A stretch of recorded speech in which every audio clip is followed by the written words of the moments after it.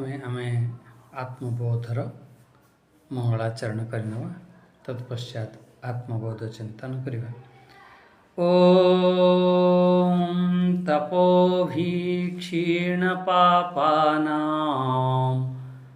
शान्तानां वीतरागिणां मुमुक्षूणामपेक्षोऽयम् आत्मबोधोऽभिधीयते।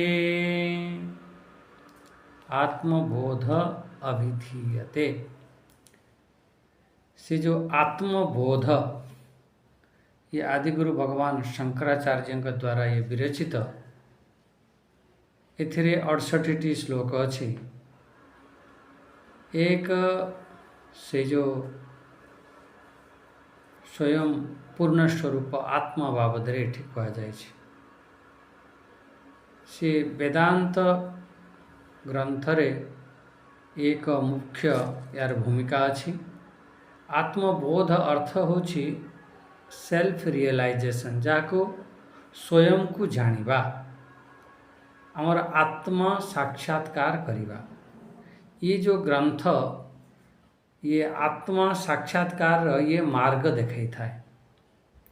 आमर जो वास्तविक स्वरूप आमर वास्तविक स्वरूप कौन से जो ज्ञान को ये बुझेबार बहुत साहाय्य मिलता है। ये ग्रंथ माध्यम रे से ज्ञान को केमिति बुझिबा केमिति अनुभव केमिति करिबा से हमको बुझे थाए। आमे शरीर नुह आमे मनोबुद्धि नुह आमे शुद्ध आत्मा शुद्ध चेतन ये मुख्य रूप ये ग्रंथ माध्यम रे सब प्रतिपादन करा जायछि। आत्मबोध हेले आमर दुखर आत्यंतिक निवृत्ति होता है। आत्यंतिक निवृत्ति मुझे कौन दुखर निवृत्ति जितेबाला आमर फिर दुख नामक जिनिस ही बंचब ना सबुदिन सदा दुख चली जाए। आम दुखी कहीं हुंती आम दुखर जो मूल कारण है आम अज्ञान कारण ही आम दुखी होता। आम कहते सी आमको दुखी करदेला सी आमको दुखी करदेला ना। इठी आमर आत्मबोधर जो आमर मुख्य सिद्धांत होची दुखर जो मूल कारण है सी हूँ अज्ञान। आत्मबोधर ज्ञान द्वारा आमर ये जो अज्ञान से नाश होता है। अज्ञानर नाश खाली आत्मबोध द्वारा हो तेबे आमर जो दुख स्थायी रूप से चलीज तार गोटे समाधान हो। जे पर्यंत आमर आत्मबोध है ना आत्मज्ञान है ना से पर्यंत स्थायी रूप से दुखर समाधान ना। हाँ टी आम दुखी हेले आम गीता पढ़ीदे दुखी हेले कौटी मंदिर चलीगले दुखी हेले कौन सी योग करदे ठीक अच्छे एथिरे दुख निवृत्त हुए जाए किंतु परमानेंट वाला नुह ये टेम्परारी वाला। जेमिति तुमको बहुत जोर ज्वर है तुम तुरंत आसले कि गोटे मेडिसिन खाईदेल आमर आमर से जो दुखर आत्यंतिक निवृत्तिर गोटे मुख्य उपाय होची आमर आत्मबोध। मोक्षर जो सीधा साधन कौन जानिछ मोक्ष प्राप्त करने चाहूँच आम कहवा कर्म द्वारा मोक्ष मिल कौन सी योग प्राणायाम कर मोक्ष मिल किए कह भक्ति कर मोक्ष मिल किए कह गीता पढ़ ज्ञान अर्जन कर मोक्ष मिल ठीक अच्छे ये सब गोटे गोटे साधन किंतु मुख्य जो साधन से हूँ आत्मज्ञान। तमें निज स्वरूपर बोध निजक निजे जे पर्यंत आम जानी ना से पर्यंत आमर ये दुखर निवृत्ति हम ना। जदि आम निजक निजे जानिले तार से आत्मज्ञान होची तार सीधा साधन मोक्ष प्राप्तर मार्ग से प्रशस्त करिता। ये आत्मबोध ग्रंथ माध्यम अनेक अनेक दृष्टांत माध्यम यीशु चिंतन करी से परम तत्व परमात्मा को केमिति आमे प्राप्त करिबा इठी मुख्य रूप से कहुई। जमिति आमर प्रकाश अंधकार को दूर करि थाए सेहीपरि आमर ये आत्मज्ञान सी आमर अविद्या रूपी अंधकार को सी दूर करिबो। ये ग्रंथ साधक को ता वासना ठारू तार अनेक अनेक सब वासना अच्छी ना ता भितर सब पड़ी रही साधक भितर तार राग द्वेष मोह आदि ठार भी सब मुक्त करे था तार चित्त को शांत हेबार प्रक्रिया बुझे था ये ग्रंथ से तो ये ग्रंथ आम पाठ करुँच आमर ग्रंथ पाठ करिवार जदि एको आम बारंबार चिंतन करवा बारंबार पठन करवा बारंबार विचार करवा आम आत्मा विषय रे ताहले हब कौन ताहले सी आमर से धीरे धीरे धीरे धीरे जो अनेक वासनाएं सब पड़ जाऊँ आउ से वासना ही एत पड़ोनी आम जिते राग द्वेष सब करुँच मोह ममता आदि करुँच से धीरे धीरे मुक्त कर अनुभूति हम अरे मु तो अलग जिनस मु तो गोटे अलग मु एथिरे राग द्वेष फसी मु एते क्रोध लोभ रे फसी आदि आमर चित्त धीरे धीरे शांत हम ये आमर आत्मबोध ग्रंथ आम जितेबाला निज स्वरूप को आम बोध करवा जितेबाला निज स्वरूप आम चिंतन करवा इथिरु आम मुक्त होता आम जीवनर जो उद्देश्य को बुझे था मु पचारि आपण जीवनर उद्देश्य कौन कौन बास पाठ पढ़ा चाकरी करवा बास छुआ पिला जन्म करवा तांको पालन पोषण करवा गोटे घर बनईदेवा यही कौन जीवनर उद्देश्य जदि जीवनर उद्देश्य आप जानवा चाहते ताहले ये आत्मबोध ग्रंथ आपणर जीवनर उद्देश्य को आमको माने कही था आम जीवनर प्रकृत ध्येय कौन प्रकृत लक्ष्य कौन आत्मज्ञान ही आमर प्रकृत लक्ष्य यही आत्मबोध ग्रंथ आमको परिचय कराई था यही ग्रंथ साधक पाई विशेष रूप से उपयोगी ये साधक मानक पाई समस्त पाई उपयोगी किंतु मुख्य रूप से ये साधक मानक पाई जा भितरे टिके शांत हो गलानी टिके वासना ठारो मुक्त हो गलानी मोक्ष प्राप्त करिवार टिके इच्छा प्रकट करुची तांको पाई तो ये रामबाण माने सबुठारु बढ़िया ग्रंथ है आज जो घोर संसार रे जे फसिक रही सी तो कह अरे ये सब फालतू कथा सब कौन आत्मा आत्मा से करुच ये से मानक पाई बहुत ये बढ़िया जिनस जार टिके टिके सब कम हो आसलानी तापर से आत्मबोध करी से शांत हो आत्मबोध ग्रंथ ये स्वयं जो वास्तविकता को ये चिन्ह था मु किए मोर उद्देश्य कौन मोर ध्येय कौन मोर लक्ष्य कौन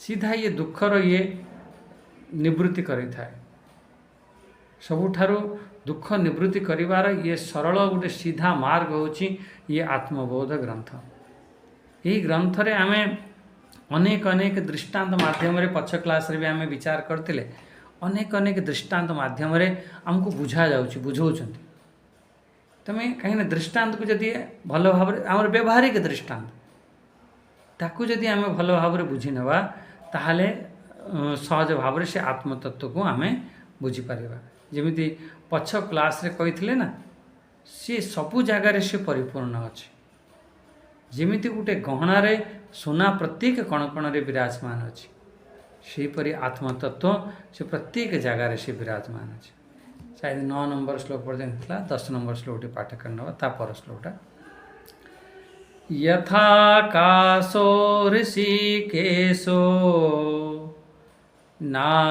नानोपाधिगतो विभुः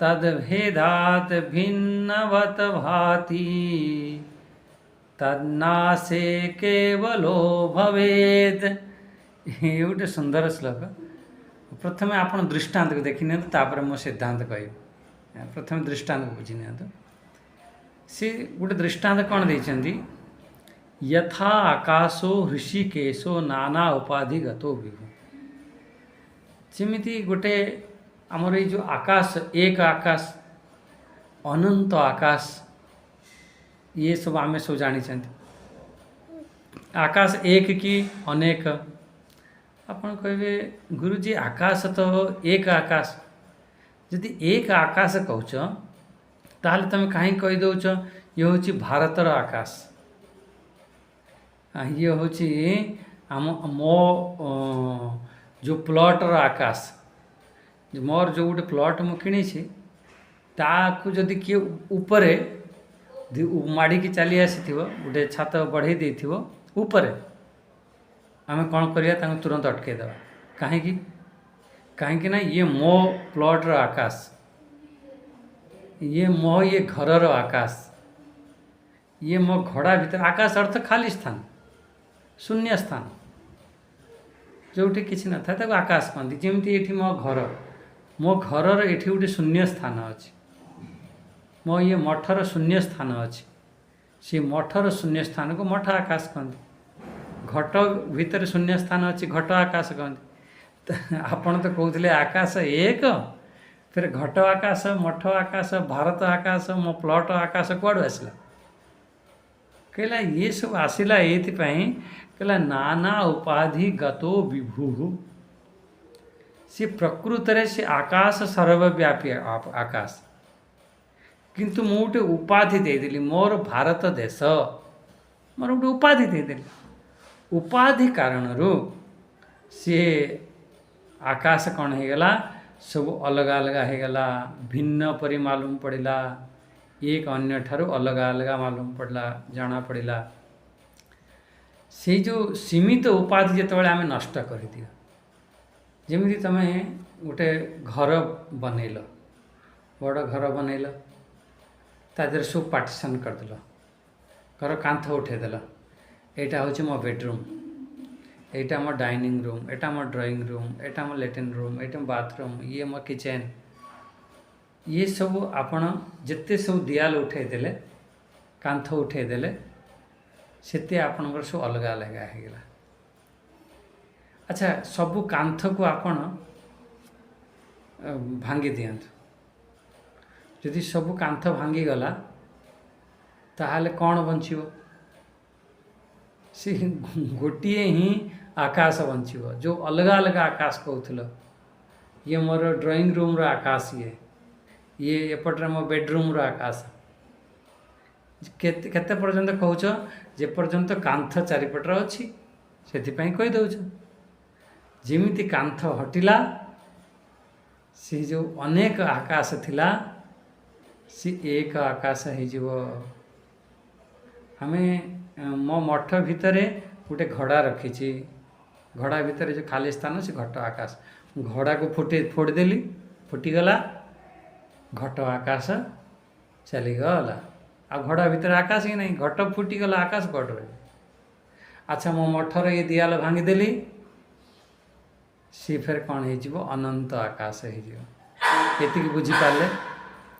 उपाधि हटाओ खाली एक ही आकाश बंचिव अनंत आकाश हो बस एक आकाश हो अनंत आकाश एबे दृष्टांत को आसतु ये जो शरीर दृष्टांत है एबे सिद्धांत को आसतु ये जो शरीर शरीर रे कौन है ना ये आमर जो आत्म तत्व ये शरीर उपाधि धारण कर शरीर रूपी ये गोटे दियाल बनीगला यार भितर मोर आत्मा हो गला जमीती सी अनंत आकाश थिला आपण गोटे चारिपटर दियाल उठेदेले मो घर आकाश हो गला यही तो कहूच ना आकाश एक थिला तमे कौन करदेल गोटे दियाल उठेदेल उठे देखिए मो घर आकाश हो गला से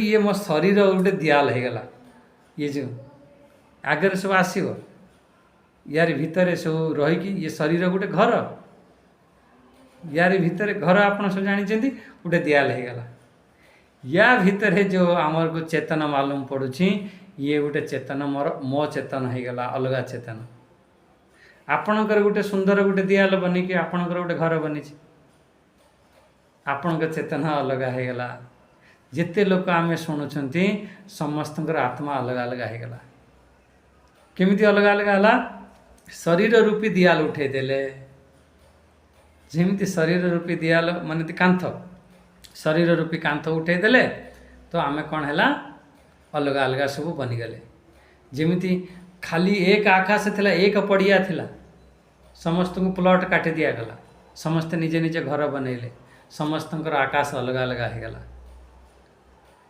हाँ एक ही आकाश थिला प्लॉट कटिगला समस्त आकाश अलग अलग आम ब्रह्मपुर साइड रे सब लंबा लंबा घर ट्रेन डबा भाया मन एत लंबा लंबा सब ତାଙ୍କର ତାଙ୍କ ଲମ୍ବା ଲମ୍ବା ଆକାଶ ହେଇଗଲା, ତାଙ୍କ ଘର ଆକାଶ ହେଇଗଲା। ସେହିପରି ଆମ ଇଏ ଶରୀର ଭିତରେ ଆମେ ଶରୀର ସବୁ ଉପାଧି ଧାରଣ କରିନେଲେ, ସେହିପରି ସେ ସବୁ ଅଲଗା ଅଲଗା ଆତ୍ମା ହେଇଗଲା। ବୁଝିପାରୁଥିବେ, ଏବେ କ୍ଲିଅର ହେଇଯାଇଥିବ। ଅଲଗା ଅଲଗା ଆତ୍ମା ହେଇଗଲା। କିନ୍ତୁ ସେ ପ୍ରକୃତରେ ଯଥା କାଶୋ ऋषिकेश नाना उपाधिगतो विभु, से एक परमात्मा, एक ऋषिकेश, एक परमात्मा। सी सेठी बसिकी समस्त इंद्रियों को से शक्ति प्रदान करुछि, मन बुद्धि को शक्ति प्रदान करुछि। किंतु ये जो शरीर रूपी दियाल माने कांथ उठे देले, कांथ कारण आमे अलग अलग आत्मा है गला, सबू अलग अलग आत्मा है गला। तुम आत्मा अलग, मो आत्मा अलग, ता आत्मा अलग, किंतु सी एक ही परमात्मा थिला। एक परमात्मा थिला, एक ही परमात्मा अच्छी, एक ही परमात्मा रहिबो। किंतु मु एमती मोर उपाधि मु बनै देली। जेमती एक आकाश थिला, तमे घर बनै देल, तुम घर आकाश हो गला, किंतु प्रकृति रे एक ही आकाश अच्छे।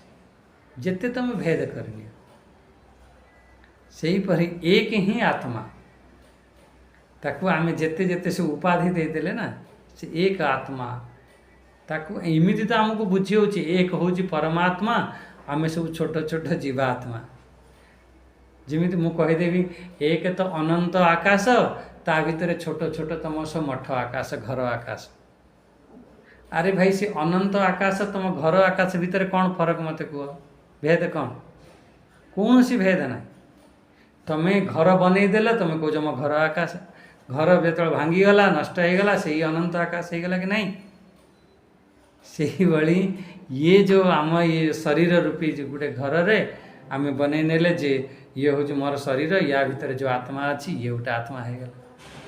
मु बहुत रिपीट करुच्ची कथा को जानी शुणी, जे आपण मैंने बुझंतु, पूरा हृदयंगम करंतु। प्रकृति रे आत्मा एक जिते आप मन में आसूची ना, समस्त आत्मा अलग अलग आत्मा ना, ये सब उपाधि कारण, समस्त शरीर उपाधि कारण, अंतःकरण उपाधि कारण हमको अलग अलग प्रतीत होची, मालूम पड़ुची, भाषित होची। भाषा ही महान। प्रकृति रे तो आत्मा तत्व तो एक, सी ही परम सत्ता परमात्मा। आमे सब गोटे गोटे मोर सुंदर शरीर, तार सुंदर शरीर, तार बा शरीर बने कि आमे सब अलग अलग। एठी कहउचंती तद भेदात भिन्नाद भवति, एथि पाई हमको भिन्न भिन्न मालूम पड़ुचे, अलग अलग मालूम पड़ुचे। तद भेदात भिन्न भवति, कहीं ना उपाधि कारण भिन्न।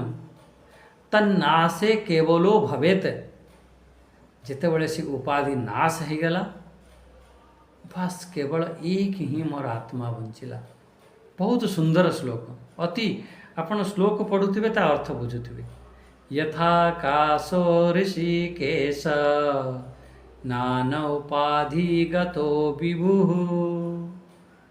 नान उपाधि गतो विभु, सी एक विभु सर्वव्यापी आकाश, किंतु अनेक उपाधि हो गला, ताको सो अनेक नारे कही दौच। तद भेदात भिन्नाद भवति, तद भेदात भिन्नाद भवति, तार भेद कारण हमको भिन्न मालूम पड़ुची, अलग अलग मालूम पड़ुची। तन्नासे से जो मोर सब ये सब नाश हो गला, उपाधि सब नाश हो गला। केवलो भवेत, उपाधि नाश हो गला परे बस से एक ही हो जाता है, एक ही हो जाता है। बस यही को आम हृदयंगम करवा, एक हम बुझा पड़े। बहुत ही सुंदर चिंतन, एक बसिक ध्यान कर जे हाँ ये आम कौन बुझिले, कौन एक जानिले, से आत्मतत्व को बसी विचार कर, ध्यान कर, चिंतन कर।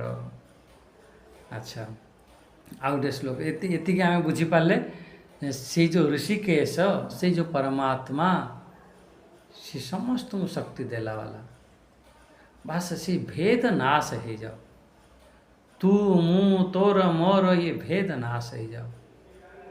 ବାସ୍ ଏଇ ସେ ବ୍ୟାପକ ସେ ଏକ ପରମାତ୍ମା ହିଁ ରହିବ। ଆମର ଅନ୍ତଃକରଣରେ ଯେମିତି ଦୃଷ୍ଟାନ୍ତ ଆମେ ବୁଝୁଥିଲେ ନା, ସୂର୍ଯ୍ୟ ଏକ ସୂର୍ଯ୍ୟ। ବାଲ୍ଟି ଭିତରେ ଯେତେ ପାଣି ଆମର ଅଛି, ଆମର ସେତେଟା ସୂର୍ଯ୍ୟ ହେଇଗଲା। ସେତେଟା ଯେମିତିକା ପାଣି ଥିବ ସେମିତି ରଙ୍ଗର ସୂର୍ଯ୍ୟ ହେଲା। ସେ ଯେଉଁଠି ଯେଉଁଠି ସବୁ ପ୍ରକାଶ କରୁଛି ଅଲଗା ଅଲଗା ଜାଗାରେ ଫୋକସ୍ କରୁଛି।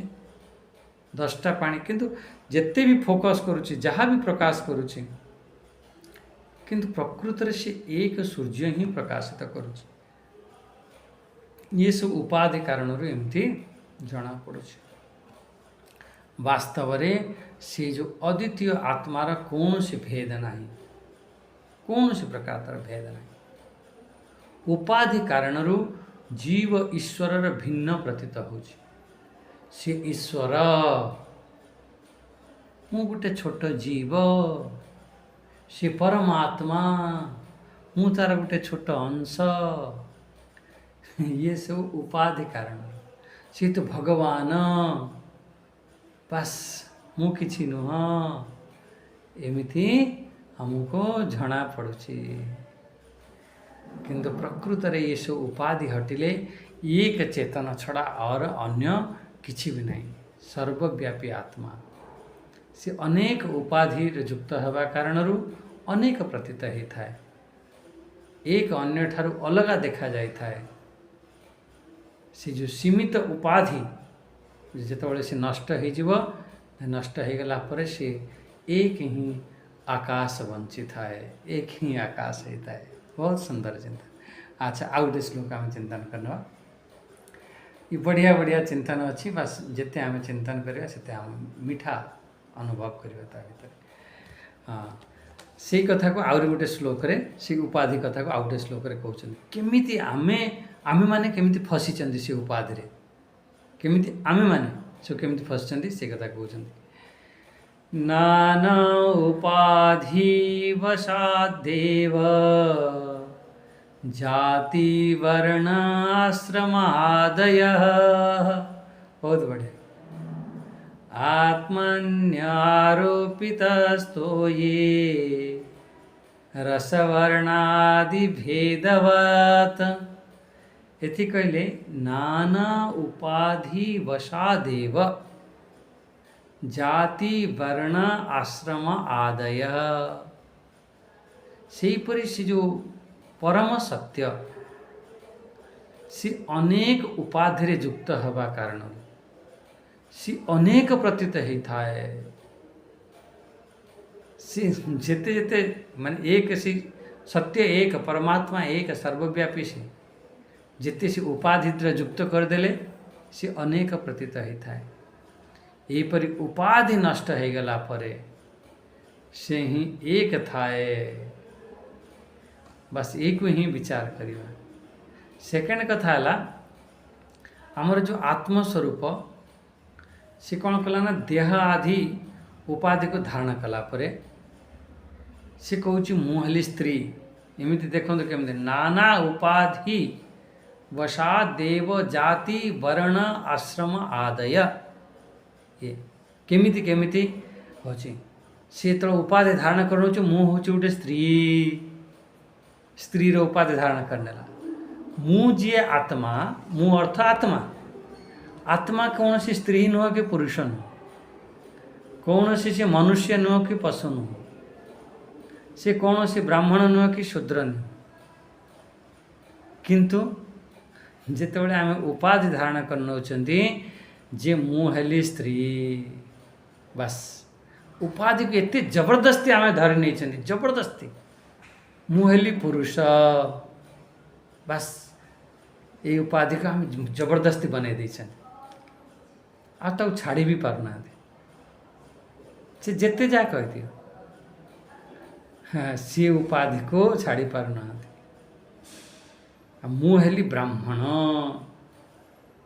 अच्छा मु हेली शूद्र ये भी उपाधि धारण करने चाहिए मु हेली सन्यासी ये भी गोटे उपाधि ये सब कौन कहीदेले जाति वर्ण आश्रम आदय अनेक अनेक आदय आदय शब्द अनेक अनेक उपाधि धारण कर मु बुद्धिमान मु गुणवान मु हूँ रूपवान माने मु हूँ अत्यधिक सुंदर मु सुंदर प्रवचन करिपारे मु प्रवचन कौन करी मु हूँ सुंदर गाई पारे एमती ये जिते भी आपण सब लगाउछंती ये सब उपाधि आमर देह सांगरे एक रूपता हवा कारण से अध्यास आम एमती मिसी जाइछंती एते माने पूरा ताको कहती तादात्म्य कर ता ऊपर आमर अध्यास हो जाए पूर्ण रूप से पूरा मिसी जाइछंती जबरदस्त मिसिछंती से देखो अलगा माने मु भाभी पारू नहीं मु अलगा ये शरीर अलगा ये जो शरीर जो रूप रंग देखु यही तो लगुच मु अलगा ये शरीर अलगा केमती हम कहीं ये आम एत शरीर सांगे एत जबरदस्त मिसी जाइछन भाई जेमिति तमें अलगा तुम घर अलगा कि नहीं कहला हाँ कहला जेमिति तमें अलगा तुम घर अलगा से परी तमें अलगा आ तुम ये शरीर अलगा एक अनुभव कर तुम्हें स्त्री नुह किए कहला तुम स्त्री कहला सब लोक मैंने कही बापा माँ सब कही कहला जेमिति से कही कही कही कही आम मुंडरे पुरे देछन सेहीपरि चिंतन करी करी करी करी तो मुंडर बाहर करिया पड़ो से तो आमर आत्मबोधर चिंतन हुए ना आम मुंडर बाहर करने आत्मबोधर चिंतन कर मु स्त्री नुह मु ब्राह्मण नुह मु सन्यासी नुह मु संसारी नुह मु माँ नुह आपण कहे आमे संसार रे अच्छु केमिति आमे कहबू आम मु ये नुह देख अनुभव कर तमे किए व्यवहार अलग जगह ये दीटा जिनस को तुम एका कर दौ व्यवहार गोटे अलग जिनस आउ अनुभव गोटे अलग जिनस अनुभव करनी जे आकाश रे कौन सी रंग नहीं ये तुम अनुभव हो गला किंतु व्यवहार रे तुम कह दियो देख ये आकाश पूरा कला कला हो गला कला हंडिया मेघ उठेला पूरा आकाश कला हो गला तुरंत देखो देखो आकाश नील आकाश अरे आकाश रे ना नील ना कला व्यवहार आम कह दियंती अच्छा व्यवहार कहू सूर्य उदय हुए कि नहीं सूर्य अस्त हुए कि नहीं ना सूर्यर उदय अच्छी ना अस्त अच्छी किंतु फिर भी आप जानी सूर्यर कौन से उदय ना कि अस्त ना किंतु फिर आप कहते कि नहीं अरे सूर्य उदय हो गला एबे तो उठी पड़ बिछना छाड़ दियो आजिकल छुआ मैंने कथा तो मानु ना आगु सूर्य उदय पूर्व ही पिला माने सब उठी पड़ुले जिते जहाँ भी हो संध्या बेले कहीं शोबेनि सूर्य उदय पूर्व घरे समस्त गाँव में तो समस्त उठे दूसरे चाहे शीत दिन हो खरा दिन हो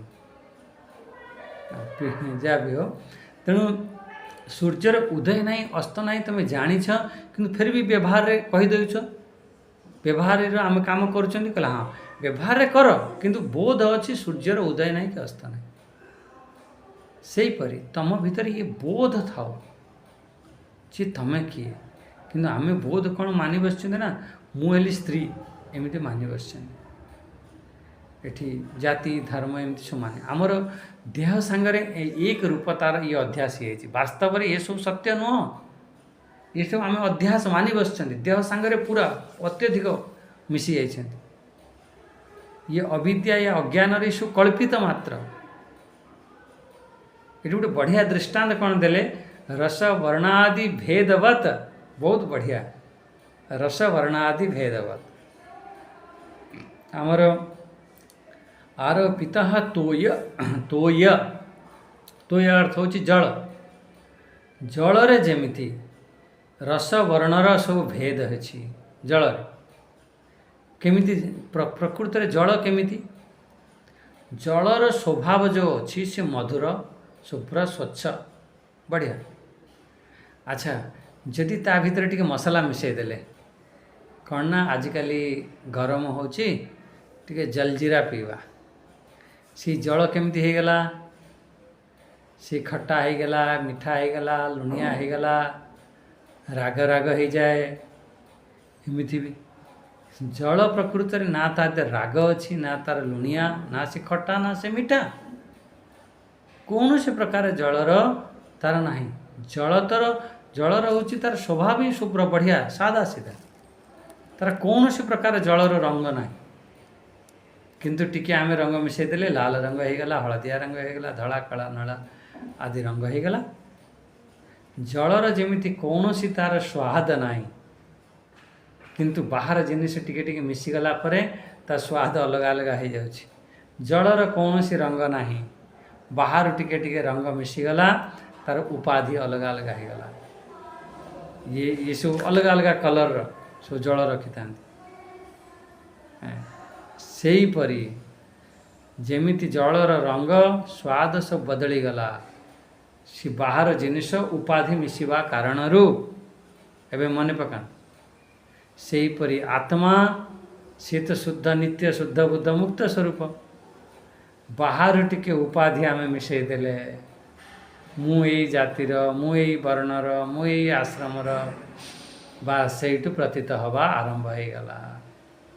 ପ୍ରକୃତରେ ଆତ୍ମାରେ ଏସବୁ କିଛି ନାହିଁ, ଏସବୁ କିଛି ନାହିଁ। ଆମେ ସବୁ ଓଢ଼ି ନେଇଛନ୍ତି, ଆମେ ସବୁ ଗୋଟେ ଗୋଟେ ଢାଙ୍କି ହେଇଯାଇଛନ୍ତି। ବହୁତ ସୁନ୍ଦର ଚିନ୍ତା। ମାନେ ଆମର ଆତ୍ମତତ୍ତ୍ୱ ବିଲକୁଲ ଯେମିତି ଏଠି ଜଳ ଦୃଷ୍ଟାନ୍ତ ଦେଲେ, ବହୁତ ବଢ଼ିଆ ଦୃଷ୍ଟାନ୍ତ, ଜଳ ଦୃଷ୍ଟାନ୍ତ। ଯେମିତି ଜଳ ଦୃଷ୍ଟାନ୍ତ ଦେଲେ ସେହିପରି ଆତ୍ମତତ୍ତ୍ୱ ପ୍ରକୃତରେ ତାର କୌଣସି ପ୍ରକାର ତାର କିଛି ନାହିଁ। କିନ୍ତୁ ଧୀରେ ଧୀରେ ତାର ଉପାଧି କାରଣରୁ ଅନେକ ଆମର ଉପାଧି ଧାରଣ କଲେ, ଉପାଧି କାରଣରୁ ଆମେ କହିଦେଲେ ନାନା ଉପାଧି ବଶାଦେବ ଜାତି ବର୍ଣ୍ଣ ଆଶ୍ରମ ଆଦୟ आत्मनि आरोपिता स्तोये रसवर्णादि भेदवत। ଯେମିତି ତୋये ରସବର୍ଣ୍ଣାଦି ଭେଦବତ। ଜଳର ଯେମିତି କୌଣସି ପ୍ରକାର କିଛି ନାହିଁ, ଟିକେ ବାହାରୁ ମିଶାଇ ଦେଲ ଆଉ ବଢ଼ିଆ ଲାଲ, ପିଲା, ହରା ଏମିତି ସବୁ ହେଇଗଲା। ସେହିପରି ହଉ, ଆଜିର ଏଇଠି ବାଣୀକୁ ବିରାମ ଦେବା। ଓମ୍ ସ୍ୱସ୍ତି ପ୍ରଜାଭ୍ୟ ପରିପାଲୟନ୍ତାମ୍ न्यायेन मार्गेण महिषां गोब्राह्मणेभ्यः शुभमस्तु नित्यं। लोकाः समस्ताः सुखिनो भवन्तु, लोकाः समस्ताः सुखिनो भवन्तु। ओम शांति शांति शांति। हरि ओम। श्री गुरुभ्यो नमः। हरि ओम। समस्त पुनः प्रणाम। एठी हमारा भाणी के विराम। हरि ओम।